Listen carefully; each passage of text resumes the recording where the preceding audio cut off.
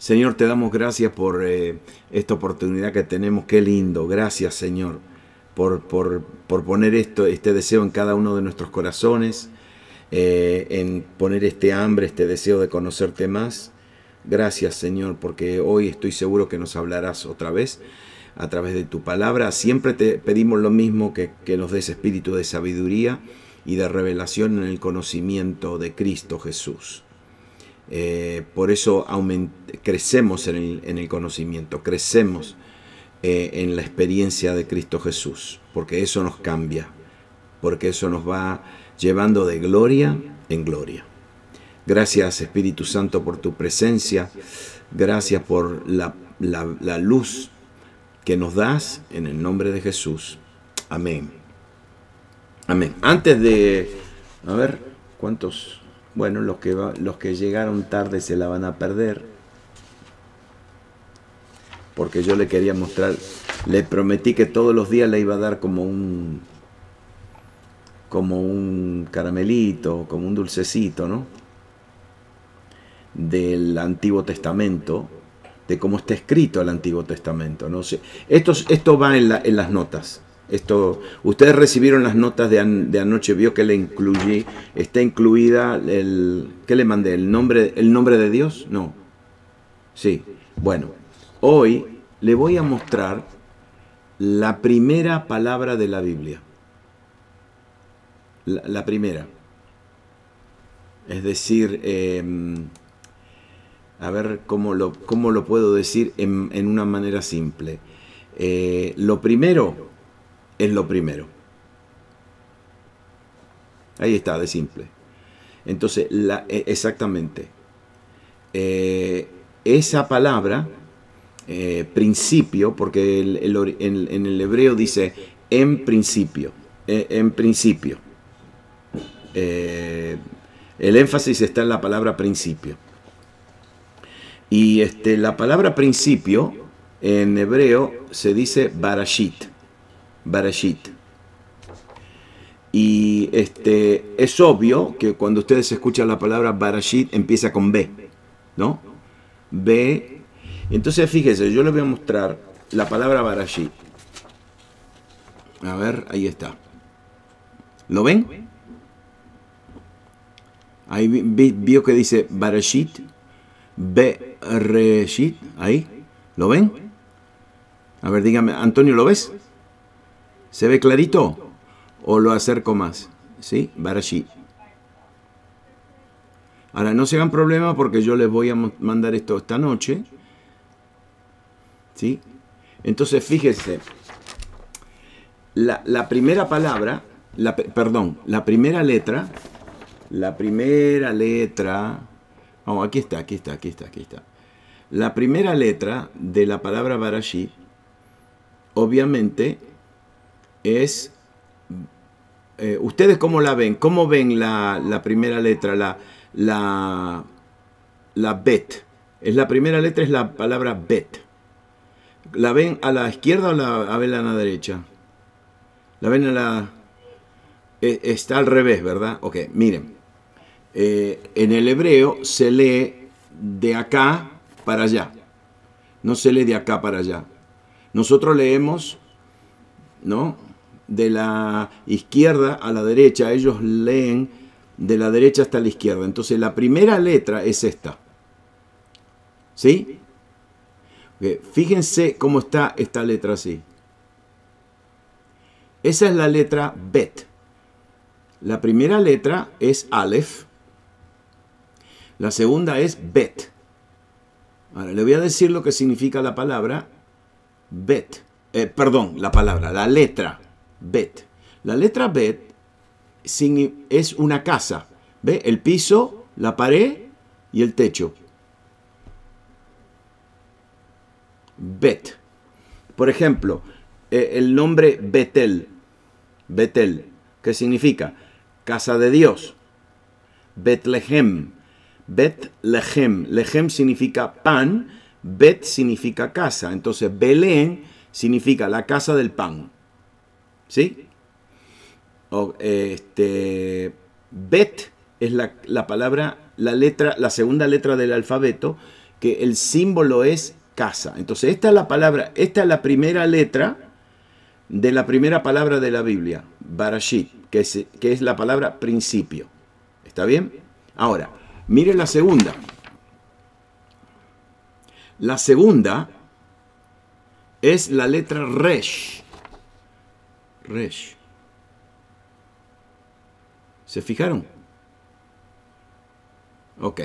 La letra Resh es como la letra R. Ahora, mire lo que significa, por ejemplo, la letra Bet con la letra Resh. Como en hebreo no hay consonantes, no hay vocales. No hay vocales. A, E, I, O, U no hay. Solamente hay consonantes. Entonces, la palabra B y la palabra R es una palabra. ¿Sabe qué palabra es? Bar. Bar significa hijo. Hijo. Simón Bar Jonás. Bar significa hijo. Simón, el hijo de Jonás. Entonces, escúchenme bien ahora. La primera expresión de la palabra Barashit, que es la palabra principio, es Bet Resh, que significa hijo. Hijo. La primera expresión de la palabra principio es hijo. Hijo. ¿Está bien? Ahora, mire la tercera palabra. La tercera palabra, la tercera letra, está acá. Mire, está acá. Ahí va. La tercera letra es la letra Aleph. Aleph. La letra Aleph siempre no se ve. Ahí va. La primera letra, que es esta, es Bet. La segunda es Reish. Cuando ustedes unen estas dos palabras, estas dos letras, Bar, B-R, Bar, es la palabra hijo. Hijo. Hijo. La tercera letra es Aleph, que es el principio del alfabeto. La palabra Aleph significa fuerte o es el símbolo de Dios. Dios. ¿Está bien? Dios.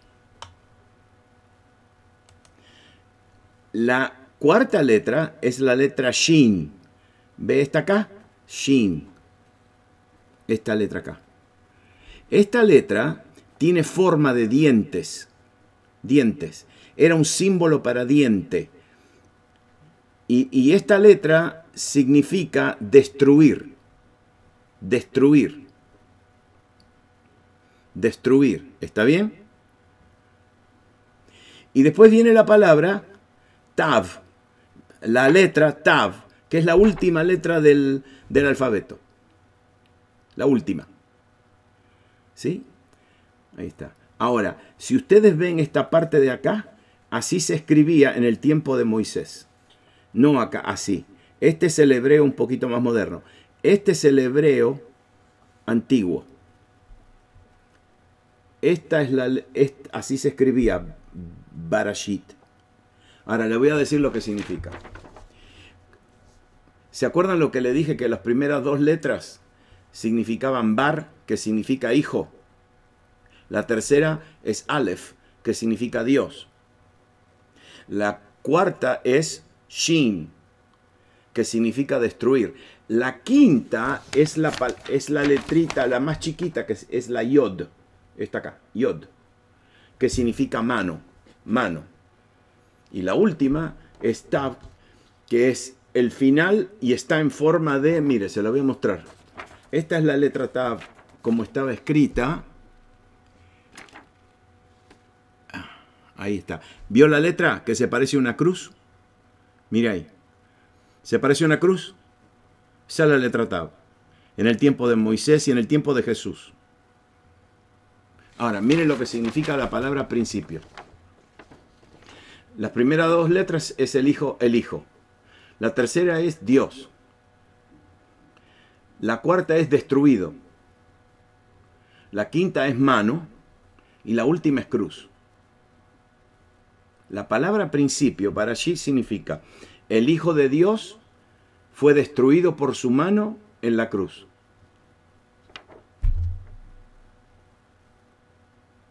Es el significado de la palabra principio, Barashit. ¿Qué tal? Ese es el Evangelio. Ahora, para que ustedes se vuelvan... para que ustedes como que... Bueno, esa es una palabra nada más. Una. ¿Sabe cuántas palabras hay en el Antiguo Testamento? Miles. Todas tienen ese significado. En todas las palabras, en todas las palabras del Antiguo Testamento en hebreo, hay una revelación de Cristo. Claro. El que busca, ¿qué? Halla, encuentra. Entonces, el que anda buscando a Cristo, siempre lo va a encontrar. El que no lo busca, no lo encuentra. Entonces, en todo el Antiguo Testamento, hay una revelación de Cristo.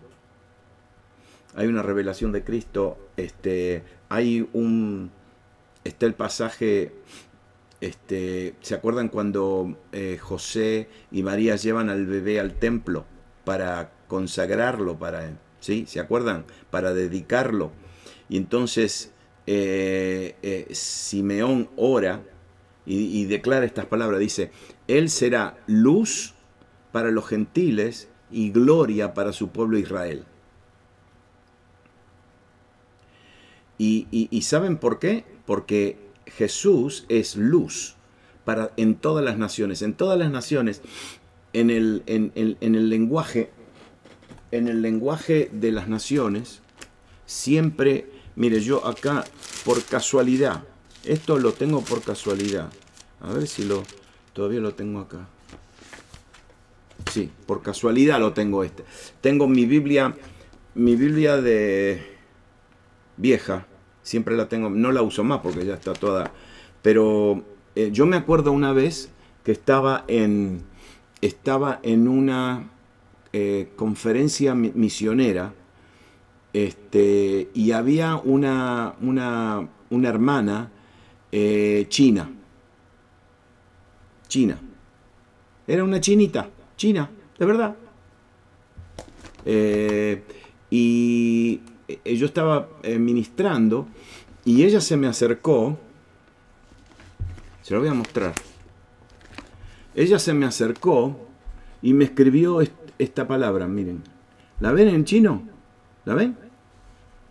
¿La ven? Ahí está, se la muestra un poquito más cerquita, ahí está, me la escribió y después me dijo, esta palabra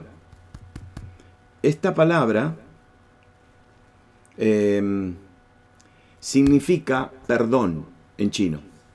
Perdón. Ahí está. Esta palabra significa perdón. ¿La ven? Ok, pero mire cómo está escrita la palabra en chino. Y me la escribió en chino también, acá. Aquí, esta es la palabra en chino, perdón, ¿no? Es la palabra lin y wo. Lin y wo. Eso significa perdón en chino. ¿Sí? Ok. Esta palabra en chino tiene dos símbolos. Dos símbolos. ¿Está bien? Dos símbolos. Esta palabra significa yo. Yo. La palabra de arriba es la palabra cordero. Cordero. En chino la palabra perdón significa hay un cordero sobre mí.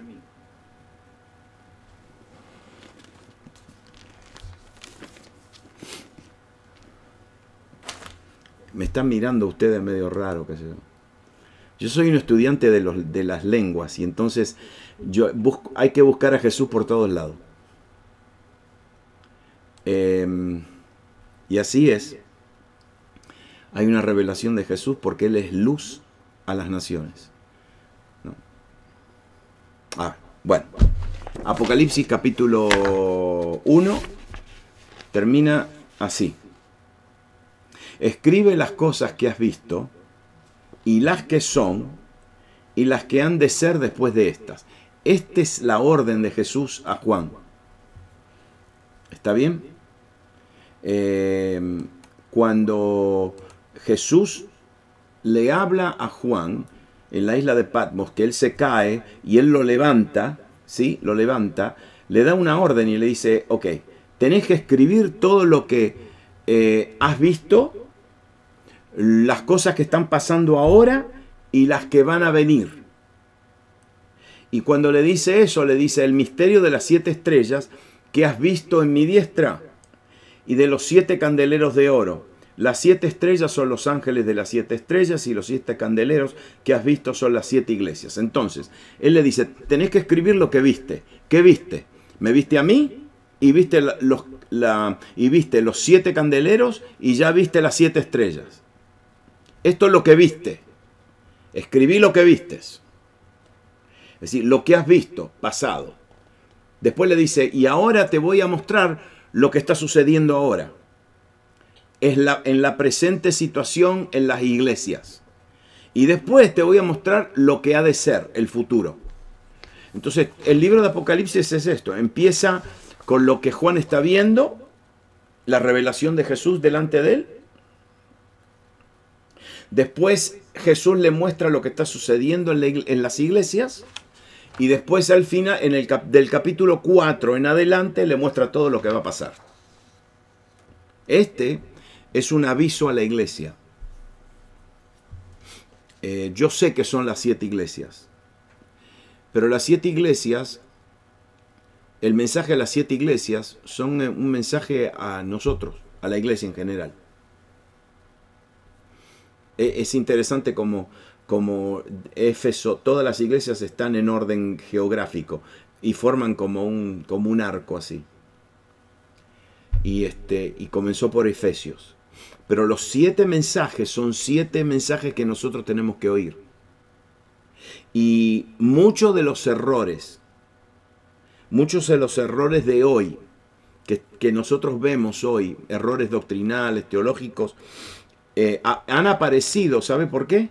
Porque no le hemos prestado atención a la exhortación de Jesús en los capítulos 2 y 3 de Apocalipsis.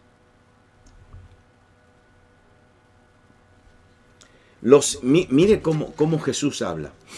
Los 7 mensajes terminan siempre con la misma expresión. ¿Está bien? Mire cómo terminan los 7. El que tiene oído, oiga lo que el Espíritu dice a la iglesia. Termina de la misma manera.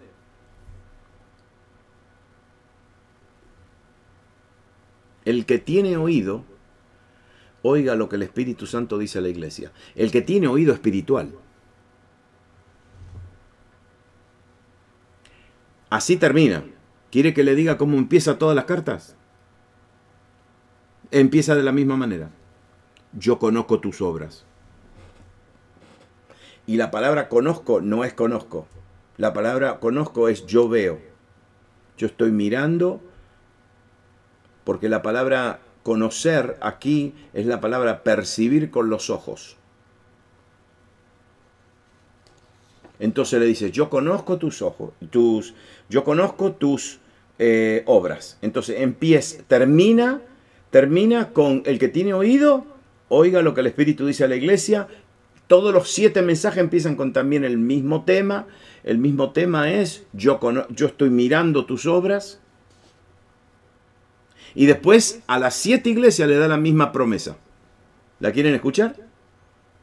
Al que venciere. Al que venciere.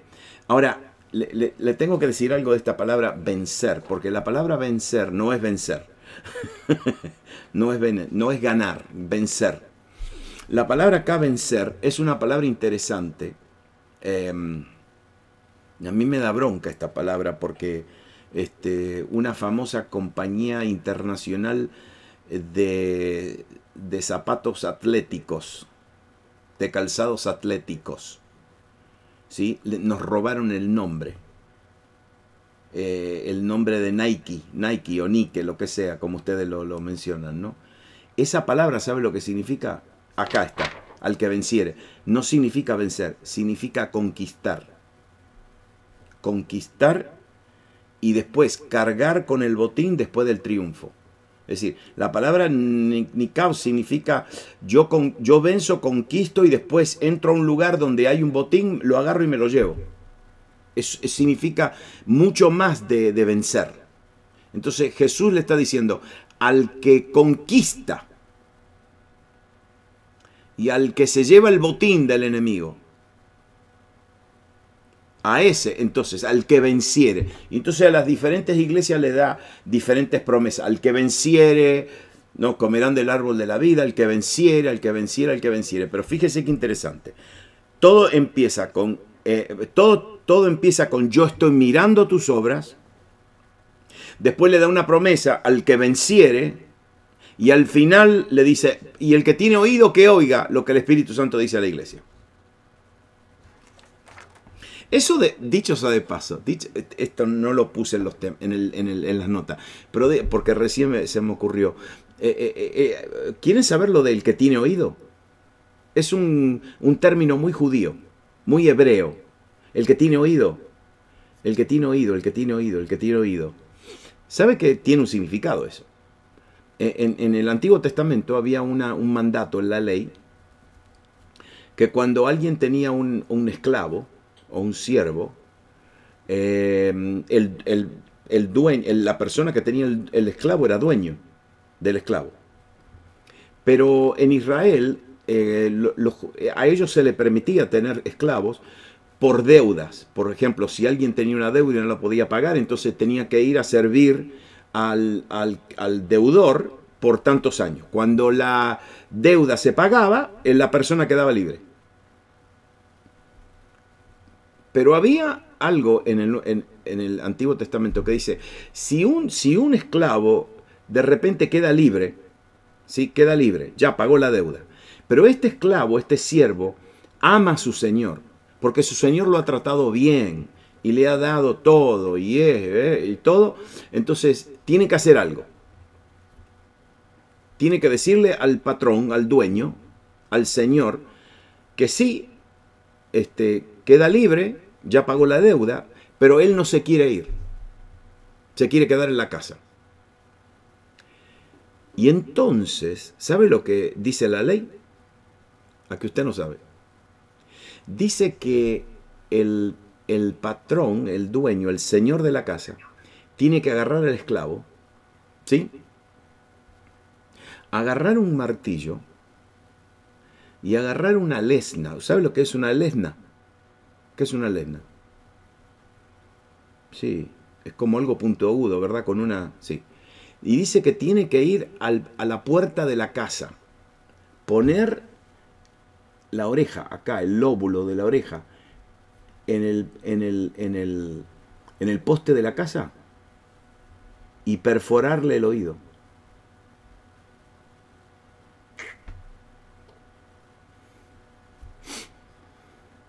¿Y qué significa eso? Significa que el que era esclavo, el que era siervo, ahora se queda en la casa del Señor por amor, no por obligación, por amor, y que ahora su oído le pertenece a su Señor. Sí, como un agujero de un aro, de un arete, sí. Cuando la Biblia habla del que tiene oído, está hablando de una persona, de alguien, ¿sí?, que voluntariamente quiere hacerse siervo de su Señor y le da su oído, le da su oreja para que la marque. Eso no lo inventa, eso está en el Antiguo Testamento. Entonces Jesús dice, el que tiene oído para yo le voy a apagar ahí está. Entonces fíjese lo que dice. Escribe el capítulo 2, escribe el ángel de la iglesia de Éfeso, el que tiene las 7 estrellas en su diestra y el que anda en medio de los 7 candeleros de oro, es decir, en medio de las iglesias, el que está caminando, dice esto. Pero no se olviden que el que estaba caminando en medio de los candeleros estaba, ¿se acuerdan que ayer les expliqué cómo estaba vestido? Estaba vestido como el sumo sacerdote y estaba vestido como un juez, como el juez. Entonces, el que está hablando ahora a la iglesia en medio de los 7 candeleros no es un hermanito, es el Señor sacerdote y juez soberano, el que tiene derecho a dictaminar, a sentenciar, a juzgar. Y entonces, primeramente, no se olviden, el primer mensaje no va a la iglesia, va al ángel de la iglesia.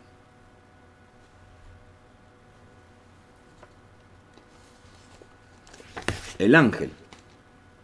Ahora, cuidado, porque la palabra ángel, sí, es la palabra ángel, los ángeles del cielo. Pero le voy a leer, por ejemplo, algunos pasajes donde esta palabra ángel está usada. Ángelos. Ángelos, que significa mensajero, mensajero. En Mateo 11, Jesús está hablando de Juan el Bautista.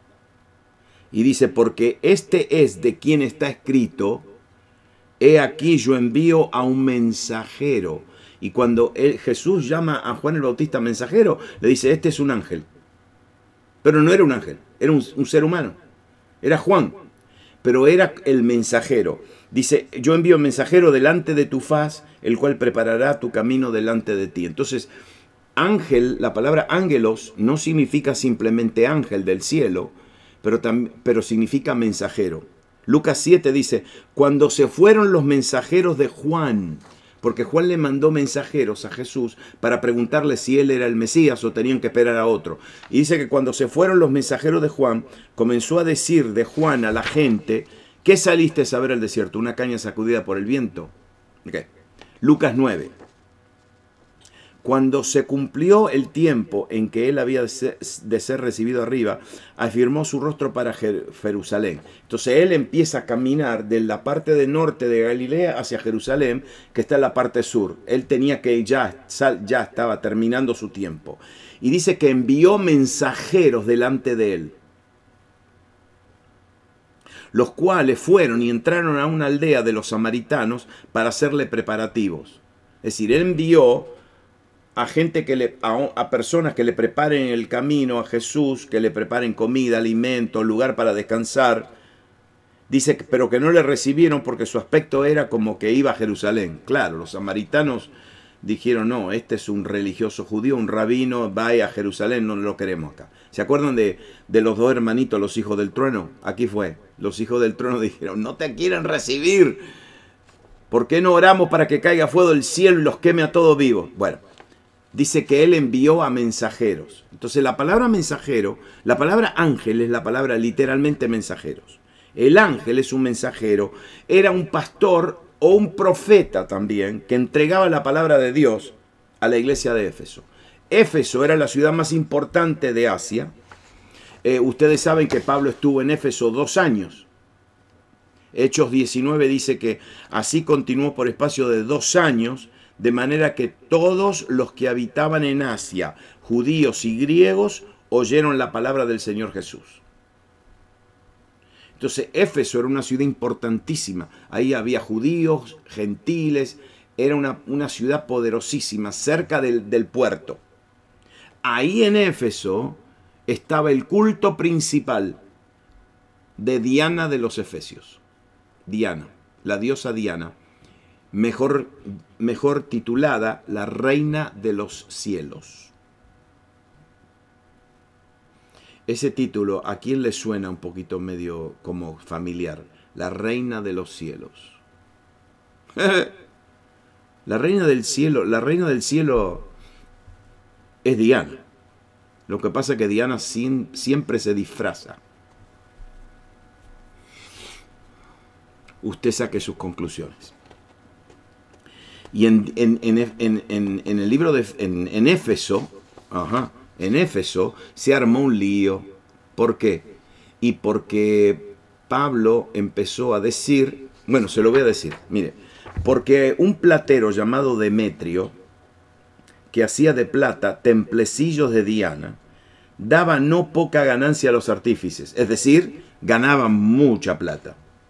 A los cuales, reunidos con los obreros del mismo oficio, dijo: varones, sabéis que de este oficio obtenemos nuestra riqueza. Pero veis y oís que este Pablo, no solamente en Éfeso, sino en casi toda Asia, ha apartado muchas gentes con persuasión, diciendo que esto, lo que nosotros estamos haciendo, no son dioses que se hacen con las manos. Entonces les estaba arruinando la industria. No vendían más. Y dice, y no solamente hay peligro de que nuestro negocio venga a desacreditarse, sino que también el templo de la gran diosa Diana sea estimado en nada y comience a ser destruida la majestad de aquella a quien venera toda Asia y el mundo entero. ¡Wow! Todavía Diana está arriba, todavía hay gente que le ora, le prende velas. No, todavía es la misma Diana. Mire qué cosa acá en Éfeso. Entonces se arma una revolución, se van al estadio, que había un estadio, hay un estadio abierto, y entonces le quieren matar a medio mundo, quieren matar a Pablo, a todos los quieren matar. Y se levanta el escribano. El escribano es el abogado, el representante legal del gobierno de la ciudad. Y entonces dice que el escribano, cuando hubo apaciguada la multitud, dijo: varones efesios, ¿y quién es el hombre que no sabe que la ciudad de los efesios es guardiana del templo de la gran diosa Diana y de la imagen venida de Júpiter? Es decir, ellos creían que la diosa Diana había venido como una imagen de Júpiter y ¿saben lo que era? Era un meteorito que había caído, qué sé yo qué, en la forma de una mujer, y ellos decían que era Diana. Entonces todos los que hacían esas muñequitas, esos muñequitos hacían en la forma igualita de eso que cayó del cielo. Puesto que esto no puede contradecirse, es necesario que os apacigüéis. Es decir, a nosotros, ¿quién nos va a hacer frente? Nosotros sabemos quién es Diana.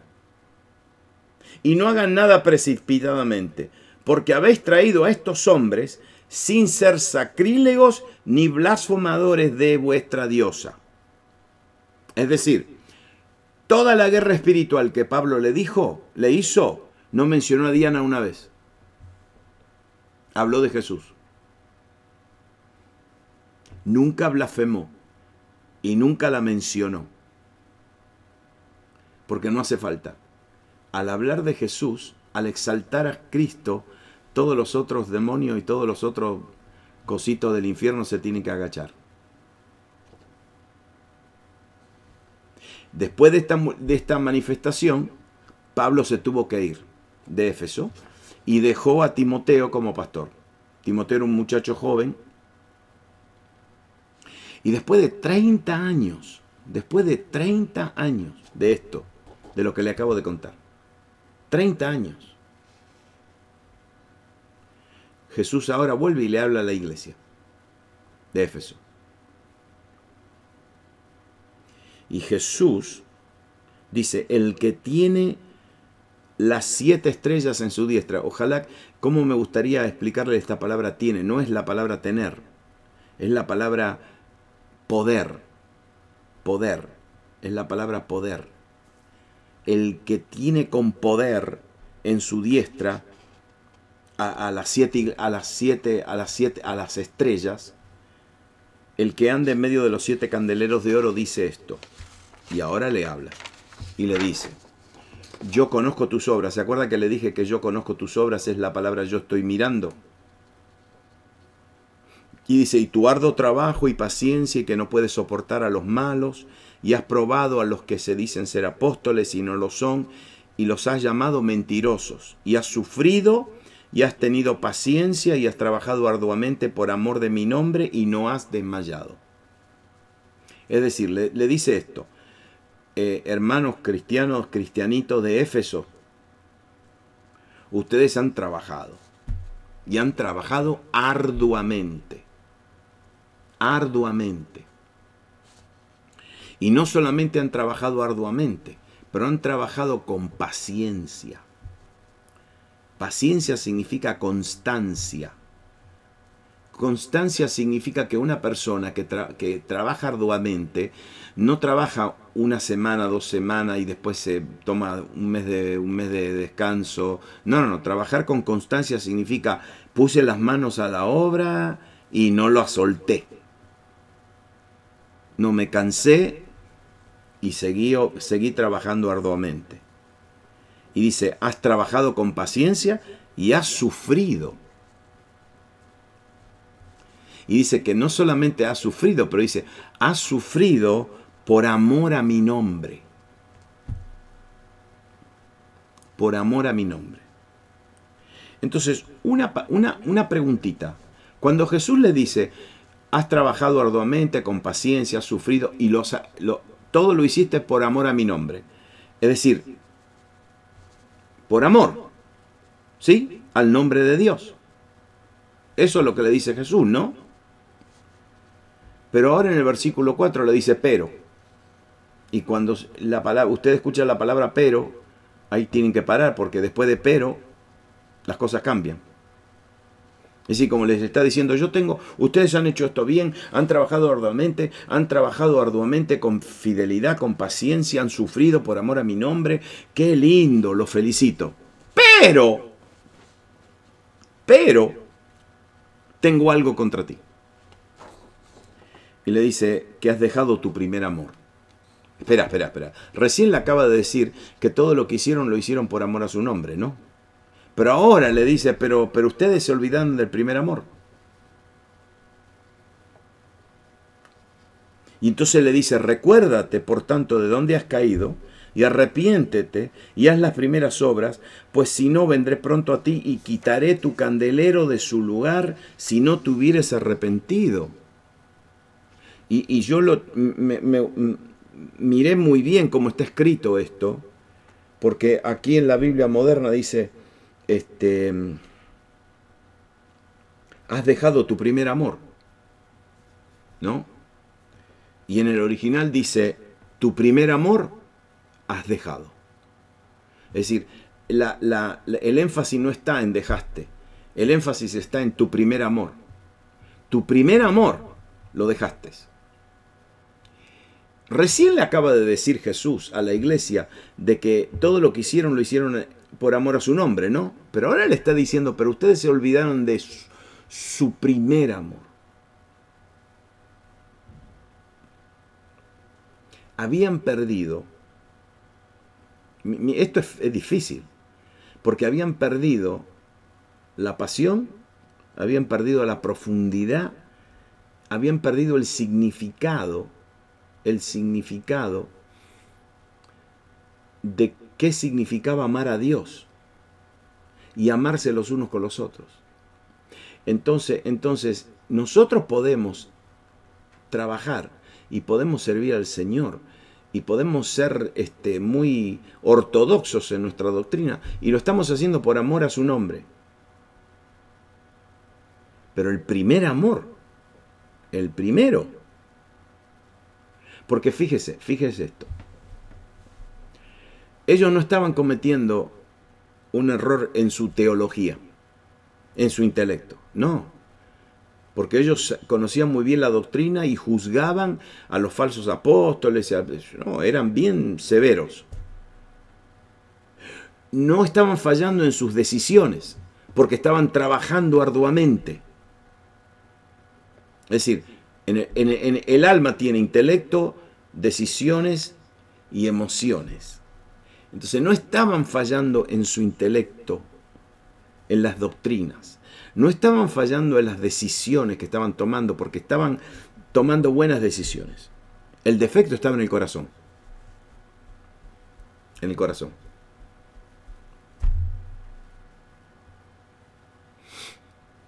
El primer amor. El corazón, no en el intelecto. Y quiere que le diga algo, ustedes pueden ahora mirar a la iglesia en general, a la iglesia evangélica, y ustedes van a ver a gente, hermanos, que conocen la Biblia de tapa a tapa, que viven unas vidas impecables, testimonios impecables, pero no tienen nada acá. Nada, nada, nada. Y lo único que uno tiene que hacer es ir a una iglesia así, ¿no? Y ver cómo adoran. Cómo adoran. Adoran sin corazón. ¿Usted alguna vez fueron a una iglesia así? Adoran sin corazón. Es decir, cuando después abren la Biblia son espectaculares. Una doctrina sana, una doctrina derecha. Arduamente trabajan. Pero ni pueden levantar las manos, ni pueden decir aleluya. Cuestionan todo lo que tenga que ver con emoción, con las emociones, con... Efesios 1 dice, por esta causa también yo, habiendo oído de vuestra fe en el Señor Jesús, y... Entonces Pablo dice, yo escuché acerca de la fe que ustedes tienen en Cristo, y también oí de vuestro amor para con todos los santos. Si no solamente dice, yo escuché que ustedes tienen una fe y una doctrina sana, pero yo escuché que ustedes se aman los unos con los otros. Y no ceso de dar gracias por vosotros, haciendo memoria de vosotros en mis oraciones. Aquí había dos dimensiones del primer amor. Era un amor hacia Dios y un amor hacia los hermanos. ¿Se acuerda cómo comenzó la iglesia en Jerusalén? Todos viviendo juntos, todos compartiendo, todos, en amor. Ese amor espiritual fue reemplazado por un amor a las cosas del mundo. Eso lleva a una corrupción espiritual, a dejar la fe, a perder el testimonio. Ustedes saben que cuando la Biblia habla de esto, de amor, por ejemplo, habla de el amor al dinero, por ejemplo. El amor al dinero. Claro, cuando yo empiezo a amar a las cosas del mundo, el amor al dinero, la reputación, cómo quedo yo, cómo... El amor a Dios y el amor hacia mis hermanos va a sufrir. El amor hacia las cosas del mundo. ¿Y cuál es la solución? Jesús le dice la solución. Primeramente, recuerda, por tanto, de dónde has caído. Es decir, ¿se acuerdan del profeta? Le voy a una ilustración. ¿Se acuerdan del profeta que se había hecho prestar un hacha para hacer una casa? De los profetas. ¿Y qué pasó? Se perdió el hacha. Se fue al agua, en un río. Y saben que vinieron los hijos de los profetas y le dijeron, profeta, perdimos el hacha. Ya está, se la llevó. ¿Y ahora qué hacemos? ¿Y saben lo que le dijo el profeta? Le dijo, vuelvan al lugar donde se cayó. Vuelvan al mismo lugar donde la perdieron. Ahí tienen que volver. Y cuando volvieron al mismo lugar donde la perdieron, la encontraron. Entonces, volver al primer amor. Dice, lo primero que hay que hacer es volver a donde empezaste a caer. Estabas acá. Fíjate qué fue lo que te empezó a declinar. ¿Qué fue? Entonces después dice, y arrepiéntete. Arrepentir no significa patalear, moquear. Eso es un verbo nuevo que usan en la República Dominicana. Moquear. No significa eso. Arrepentirse significa cambio de mentalidad. Entonces dice, recuérdate cómo empezaste ya a caer. ¿De dónde has caído? Y arrepiéntete, cambia de mentalidad, cambia. Y haz las primeras obras. Pues si no, vendré pronto a ti, quitaré tu candelero de su lugar si no te hubieras arrepentido. Lo que está diciendo es, yo, de donde yo estoy parado, voy a sacarte como candelero. Es decir, ya no vas a poder proyectar más luz. No vas a poder ser un testimonio. Y fíjense una cosa, fíjense esto. La iglesia de Éfeso, ¿está bien? Éfeso. En Asia Menor. Sobrevivió, la iglesia en Éfeso sobrevivió un par de siglos, 2 o 3 siglos. Porque ellos históricamente no se arrepintieron.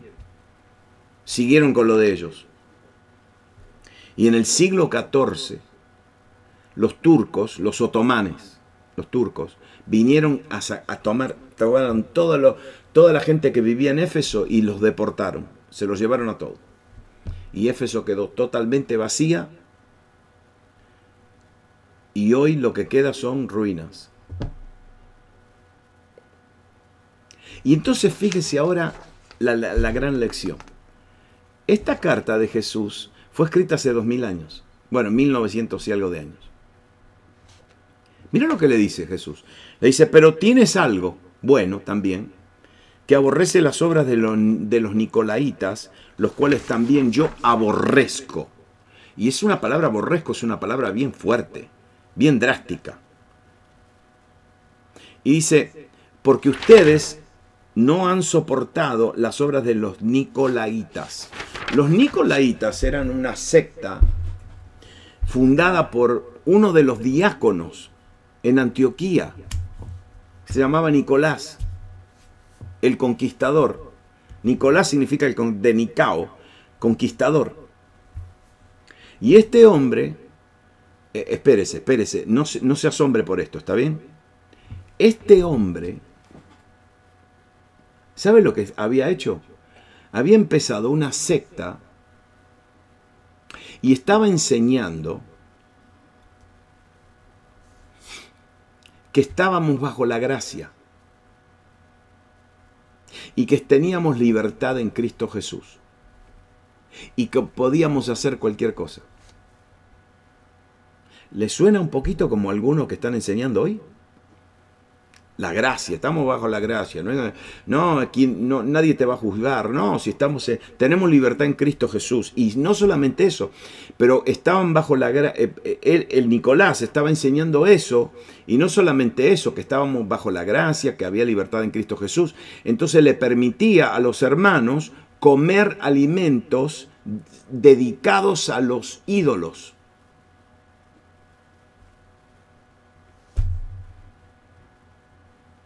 Y no solamente eso, pero le decían que podían participar en fiestas paganas. Ahora, miren, ¿esto es relevante hoy? De que estamos participando de cosas consagradas a los ídolos. Oh, sí. Sí. Yo no le voy a decir qué, usted pregúntese a sí mismo. ¿Qué hay en nuestra cultura, en nuestra sociedad, en este tiempo, que definitivamente está consagrada a los dioses de esta tierra, a los ídolos, a los demonios? ¿Y de qué fiestas paganas yo estoy participando?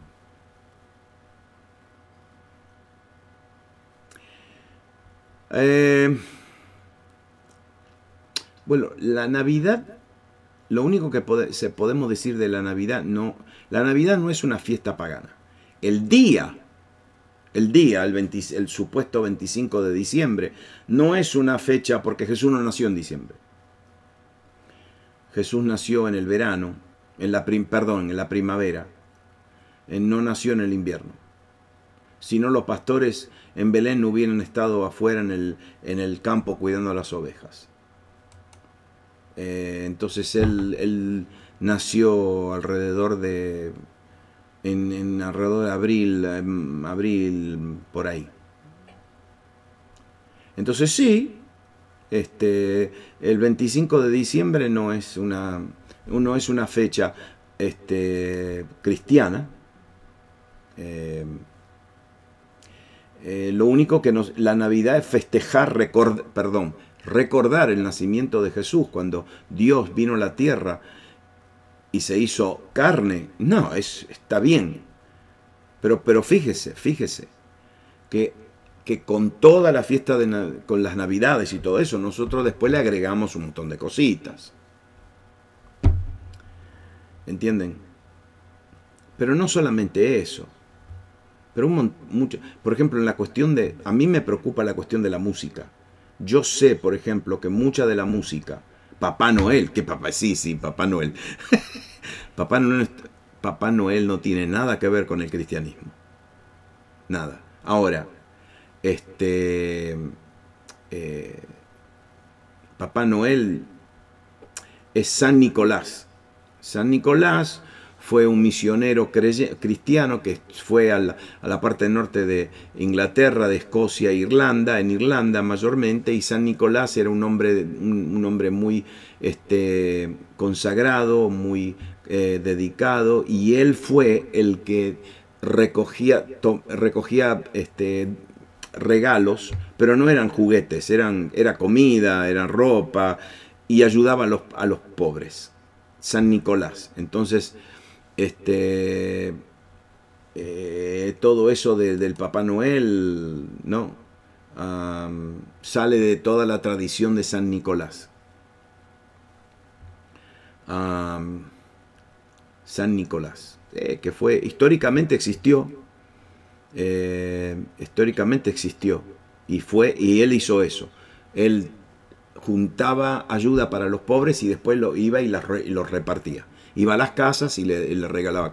De ahí sacamos todo eso de los regalos.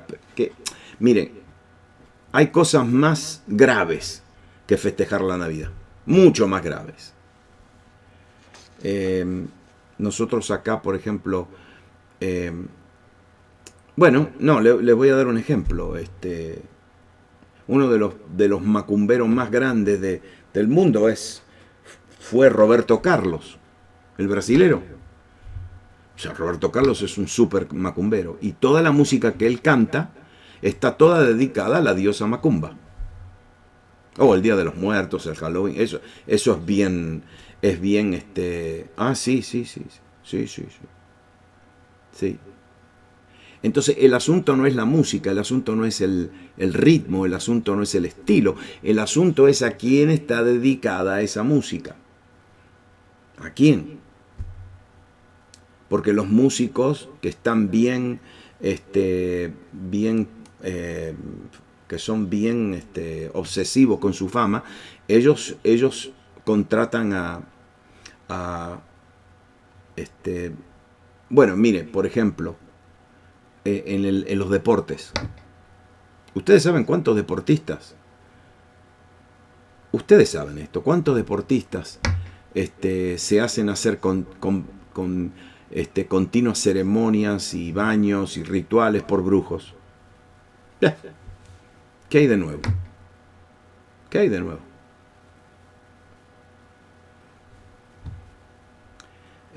Yo no pondría una foto de ese atleta en mi casa. Porque la cara de ese atleta es la cara de una persona que ha dedicado toda su vida y toda su carrera a los demonios. Yo no quiero saber nada con eso. No. Es decir, hay muchas cosas. Por eso el mensaje de Éfeso es muy relevante a la iglesia de hoy. Y recién en la primera iglesia que tocamos. Aquí estaba el de la total libertad en Cristo, que ahora está de moda todo el mensaje de la gracia, que estamos bajo condenación, y después, claro, le critican a las iglesias donde todavía se enseña la palabra de Dios, se enseña, por ejemplo, la santidad, la pureza, se enseña la separación del mundo de lo que es impuro con lo puro, y entonces de los púlpitos de esas iglesias, porque ellos son lo nuevo de Dios, la visión nueva de Dios, todo lo nuevo, todo lo último, sí, pero están comprometiendo el Evangelio. No el Evangelio de Cristo, el Evangelio completo. Por eso Jesús le dice: el que tiene oído, que oiga lo que el Espíritu Santo dice a la iglesia. Al que venciere, le daré de comer del árbol de la vida, el cual está en medio del paraíso de Dios.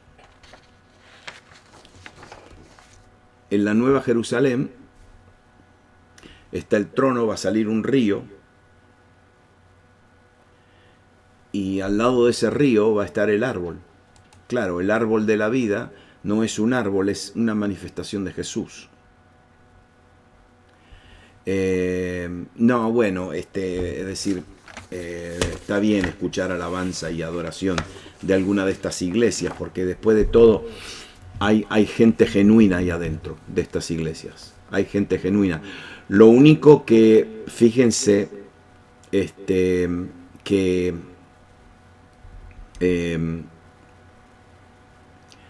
son súper profesionales, tienen una música de alta calidad, pero fíjense en los mensajes.